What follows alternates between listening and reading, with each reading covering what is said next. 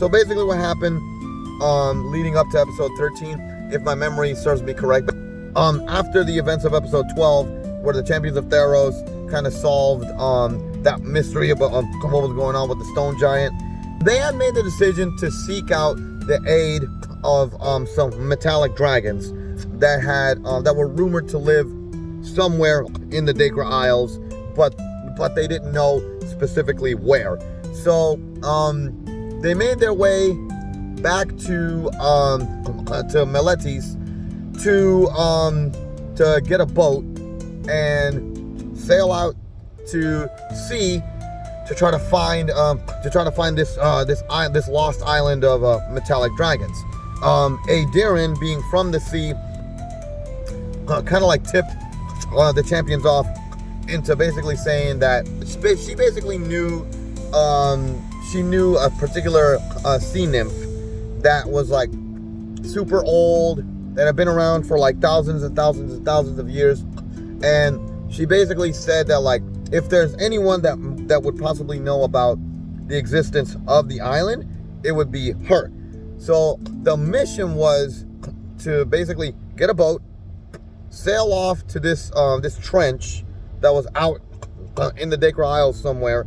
I mean, in the sea, in the Siren Sea somewhere, and basically find the trench, find the sea nymph, and basically get some sort of direction on where the island could be located. So we went to this vendor to try to get some, not only to get a boat, but also to get some equipment to breathe underwater. So we bartered there a little bit. Again, I'm trying to recount, like, you know, some things that happened that were actually pretty funny. I recall there was, as we were bartering there, Titus, you know, he tried to convince the barter, who was another Triton and who knew Aedirin. Titus tried to convince him, as always, to like get him to lower the prices, which it didn't work. But then Theoma stepped in and asked if they could lower the price for him. Being a champion of Miletus, said, you know, it actually worked. So he passed the persuasion check.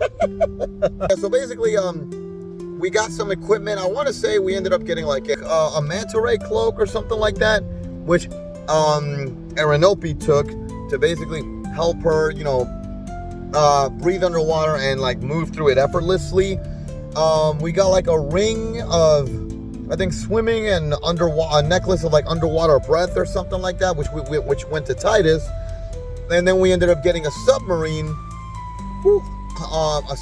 which went to I think me and Theomis. So of course, Aedirin being a Triton, she can swim. So, you know, that was basically that.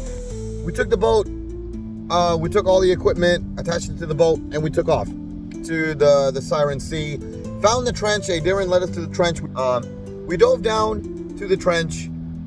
There was a big wreckage of like shipwrecks and whatnot. And we started exploring them. We started exploring the shipwrecks, trying to see if we could find Aedirin's friend, the sea nymph. A little bit of a funny thing that happened there was me and Theomis were inside the submarine, and we were trying to figure out how to work it. So we rolled a performance check and we failed terribly on that. So basically the submarine was dragging all across the bottom of the ocean trying to figure it out until we eventually got it to work properly. Eventually we found a ship. We went into it. There was some treasure on the ship, but it was guarded by 3 sea wenches and like 2 chuls or something like that. So we got into a fight with them. We beat them. I think Aedirin, Arenope, and Titus went swimming into the shipwreck, and for a while, you know, they were there fighting, you know, those monsters by themselves. Me and Theomis couldn't tell what was going on, so we took the submarine, which had like a claw to it, and we burst into the shipwreck. And, you know, that's when we saw all them fighting. We were like, "Whoa, God, what's going on here?" And so we got into a big fight, big underwater fight. We ended up, I think, killing the chuls, but the sea wenches ended up taking off. We gathered the loot. I don't remember exactly what we had. I think I don't remember what we found. I want to say it was a bunch of treasure, like a bunch of loot. I think the only thing I remember was like a jug of some kind, like a jug of alchemy or something. I don't really remember what was there, but found some treasure. Then Darren's friend popped out of nowhere. She encountered us, and she confessed to us that she did indeed know of the island, and basically said that the reason why people had so much trouble finding it was because it wasn't an island. It wasn't an island per se. It was actually a mythical. It was actually a mythical giant sea turtle, and basically, like, it was so big and so massive that it looked like its shell was actually an island. And so that's why people were never able to really find it, because the turtle would move from time to time. Yeah, there was some lore that went with it also, in that, the dragons at some point they were allies of mankind, but as time went on, people kind of started hunting their kind, and so that's why the dragons retreated to this island to remain hidden from humanity. And so that's why they remain on this hidden island, so that nobody could ever find them, because unfortunately the dragons learned to mistrust mankind. So she pretty much told us to follow this underwater sea trench, and that eventually the sea trench would lead us to the turtle, because basically the sea trench was the main source of food for the turtle, in that stuff would come out and the turtle would eat it. So she guided us in a certain direction. We took off, we followed the trench, and eventually, I think after like about a day or two of following it, we ended up finding the giant island of the dragons, which was on top of this giant sea turtle. We hopped onto the island, and we began to explore it. Darren jumped onto Steve, her little Pegasus. She jumped onto it and started circling around the island, trying to find any sort of signs of where the dragons could possibly be. She flew around it. She was surprised to see that the back of the turtle had basically like transformed into like an actual island. Like, there were peaks, there was vegetation. It looked legitimately 100% like a real island. And at one point, she didn't see the dragons, but she saw something that kind of caught her eye, which was this herd of rams. This herd of like golden fleece rams, a big group of them. So she flew back to the group. She relayed that to our group. We decided to go ahead we decided to go ahead and just explore that area. So we went to the big clearing in the valley, in this big valley, where the rams were. And as soon as we spotted the rams, then I think it was like 2 or 3 of these really big cyclopses came out of nowhere, and they started eating the freaking golden rams. And as they're eating them, eventually this shepherd came out of nowhere, and the shepherd started begging us to save his rams. And he basically started saying that he would give us anything in exchange for saving his rams. So we decided to go ahead and fight the rams. Save the rams, fight the cyclopses. So we fought the cyclopses, beat them all, killed them all, and then the shepherd thanked us. He gave, I forgot, I think it was Titus, and I think me, I forgot exactly who he gave golden fleeces to, but he gave golden fleeces to some of us. And they each had supernatural abilities and stuff. But basically, after doing that, he noticed that we were from the mainland, and he basically asked us what was happening. We caught him up to speed on everything that had happened with the invasion of the devils and all that, etc., etc. And we explained to him that we were there seeking out some dragons, and we asked him if he knew where these dragons were. He told us that the dragons were rumored to be in this cave, which he led us to. We stepped into the cave.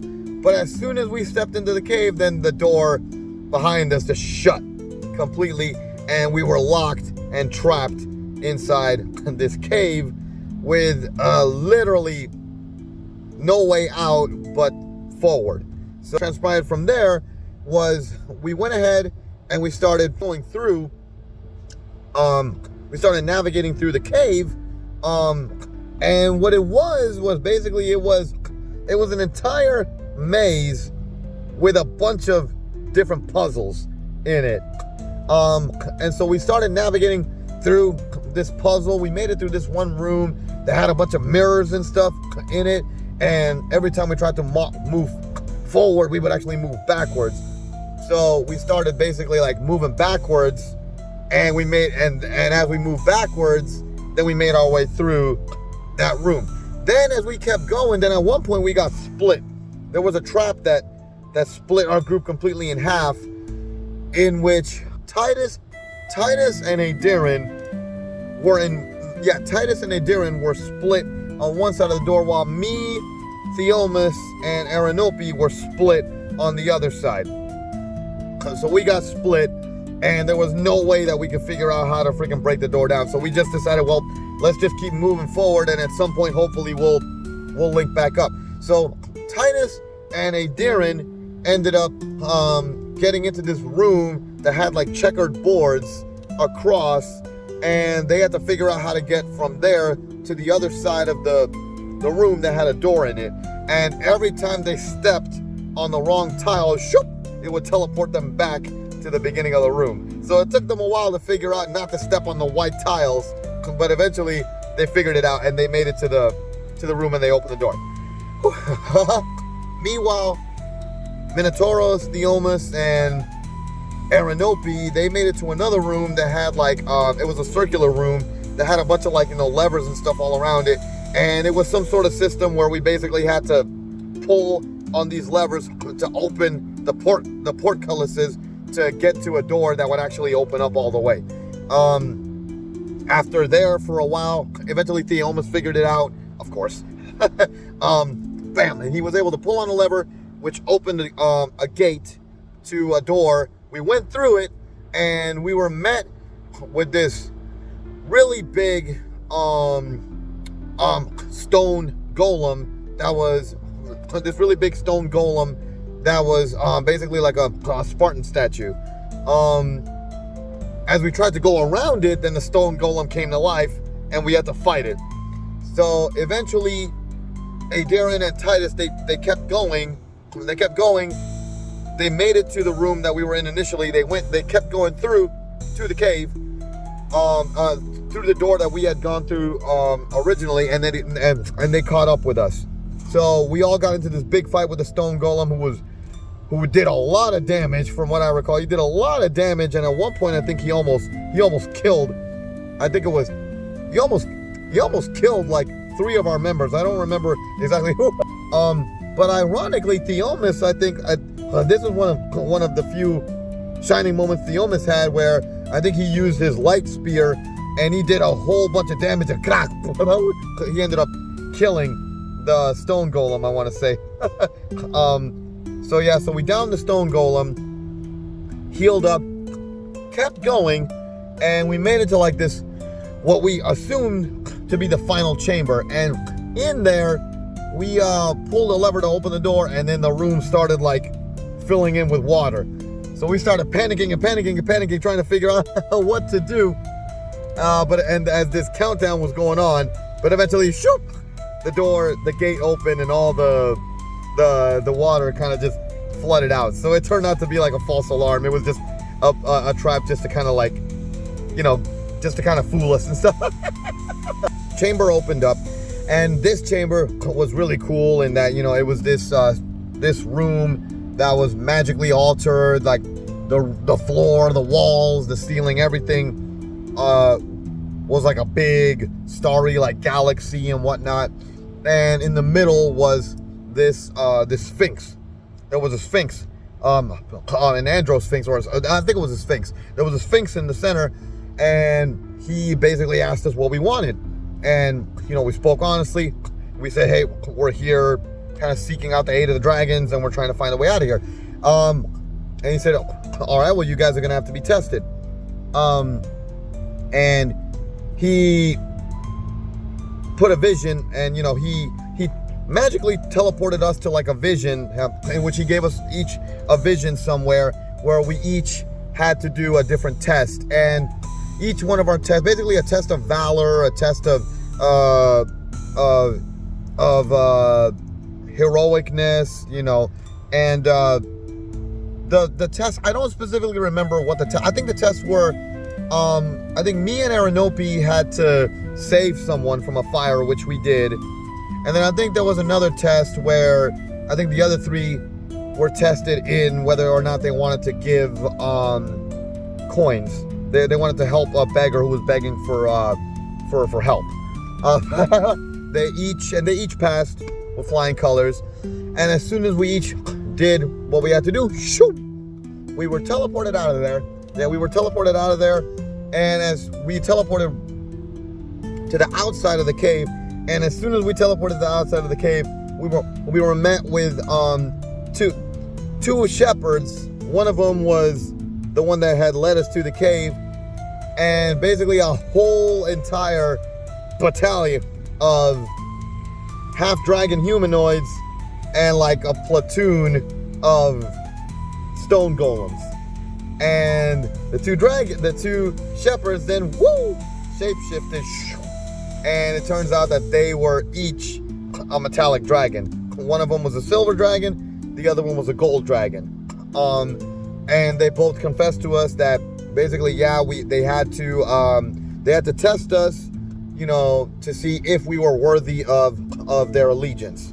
And basically that's what it was. The puzzles throughout the cave were a test of intellect.